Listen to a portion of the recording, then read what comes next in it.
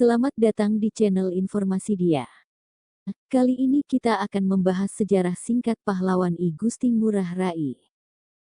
I Gusti Ngurah Rai lahir di Desa Carangsari, Petang, Badung, Bali pada tanggal 30 Januari tahun 1917.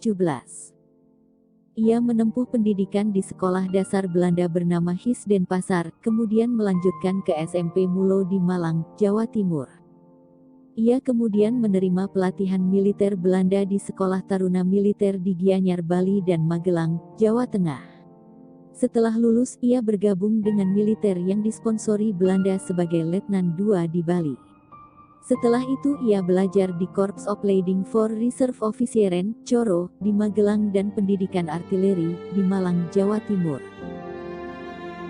Setelah proklamasi kemerdekaan Indonesia, ia mendirikan Tentara Keamanan Rakyat yang menjadi cikal bakal militer Indonesia untuk Kepulauan Sunda Kecil.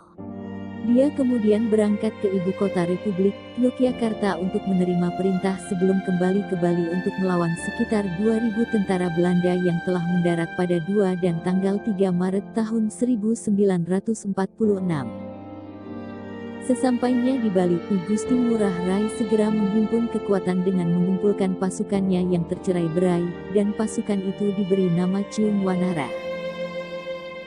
Beliau kemudian mengorganisir serangan pertama terhadap markas pasukan Belanda di Tabanan, lalu Belanda kemudian berusaha mencari pangkalan Ngurah Rai dan menawarkan negosiasi.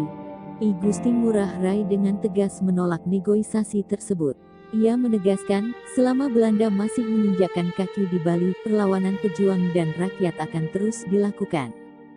Lalu pada tanggal 20 November tahun 1946, Belanda melancarkan serangan besar-besaran terhadap daerah Marga dengan bantuan pasukan dari Lombok. Pertempuran besar pun terjadi. Ngurah Rai dan Cium Wanara melakukan perang puputan Margarana di Desa Marga. Puputan, dalam bahasa Bali, berarti habis-habisan, sedangkan Margarana berarti pertempuran di daerah Marga. Pasukan yang berjumlah 96 orang itu semuanya gugur, termasuk Ngurah Rai sendiri. Sebaliknya, di pihak Belanda ada lebih kurang 400 orang yang tewas.